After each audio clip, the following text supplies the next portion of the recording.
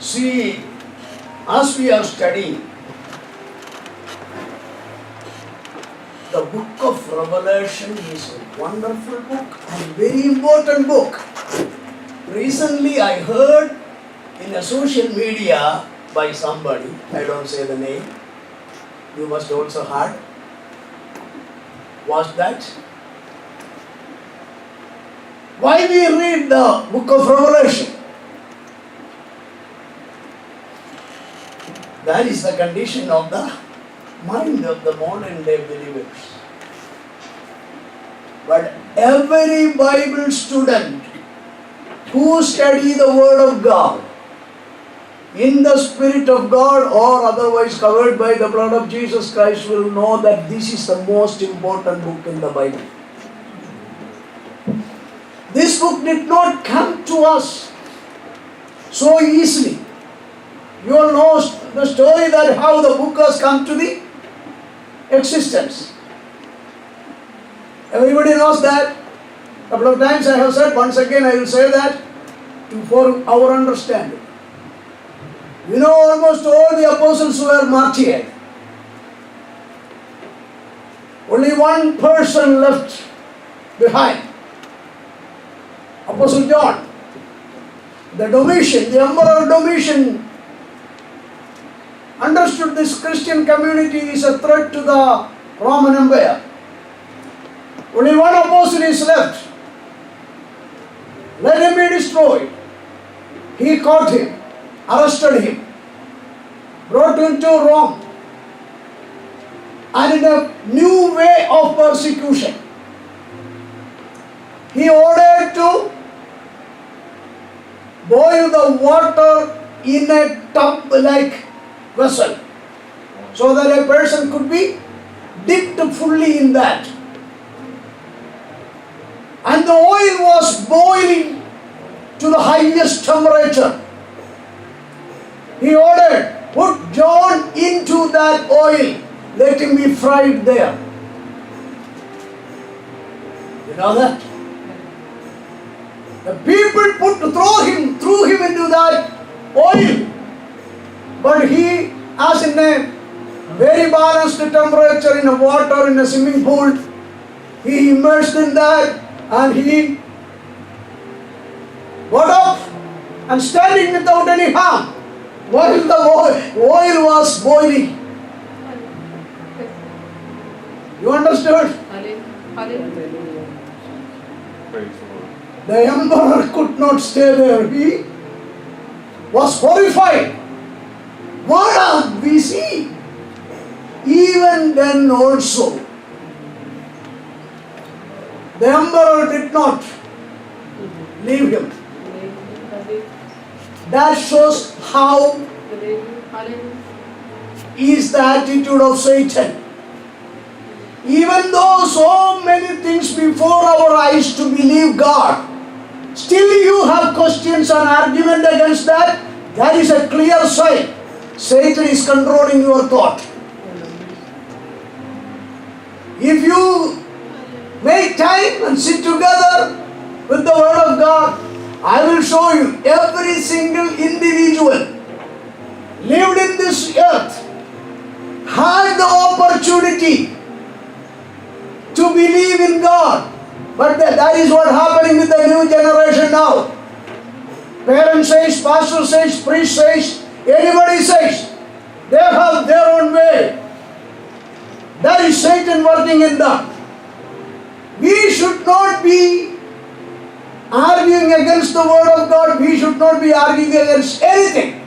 God has given us a sound mind to understand the thing. When you try to understand, the Word of God will come to you and you begin to believe on that.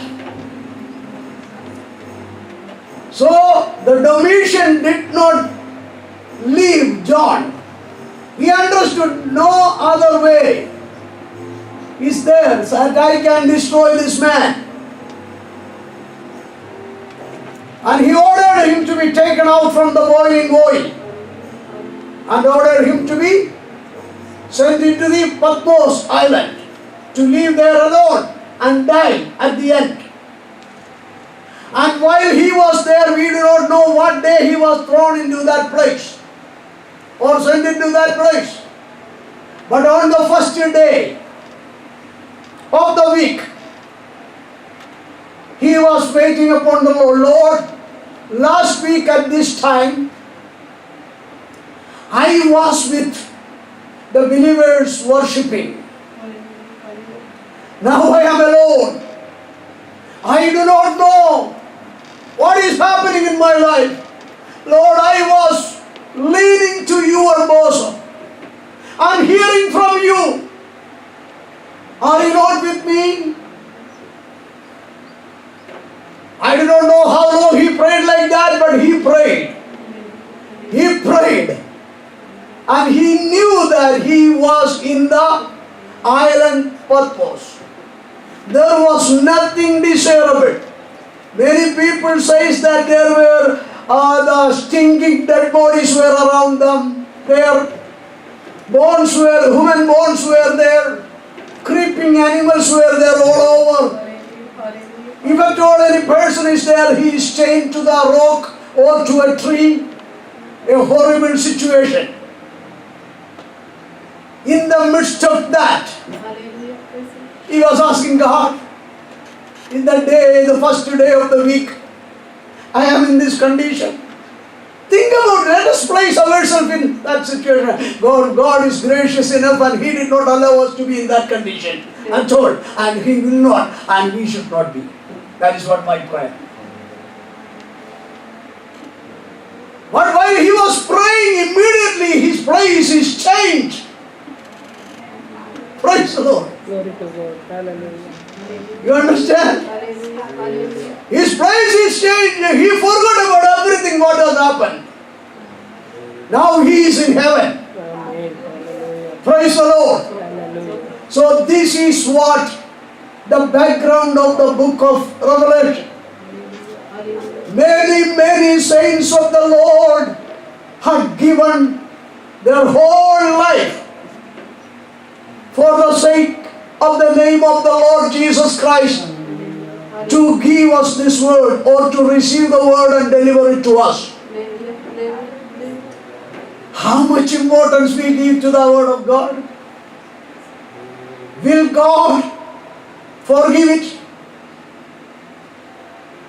Resisting the word of God is the sin against the Holy Ghost. That we should understand. Many Pentecostals has a wrong teaching.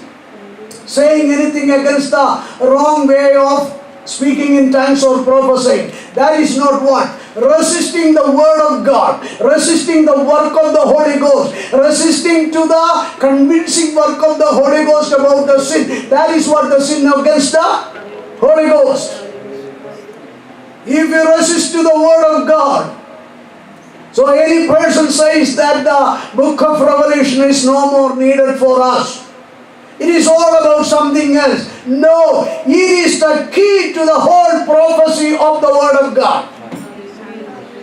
And that book is closed. I am coming soon. Let the grace be upon you continuously. So let me close it here because we don't have the time. The grace is the greatest thing that we ever need in our life to stand firmly upon the word of God and to get to the eternal blessing. Anybody wants to be there, give yourself to the blood of Jesus Christ, to the word of God, and to be submitted to the grace of God and become victorious and triumphant in every situation of our life. It can be there is no temptation or testing or trial like John was going through. Hallelujah. Any one of us? Or have you ever heard about that kind of trials? Or that kind of persecution came to the life? Why did God allow His servant to go through that? So we need to understand in connecting with the Psalms and all the words that we heard, I tell you that God is taking us to bring out something glorious for the coming generation. When we are going through the situations like that, if you resist it, if you disregard it, if you depart from that, we are missing the greatest blessing in our life. God wants you to have a greater blessing. That's why God says to us, let the grace of God be upon you. Let us close our eyes and look to the Lord in prayer for a moment. Hallelujah. Hallelujah. Hallelujah.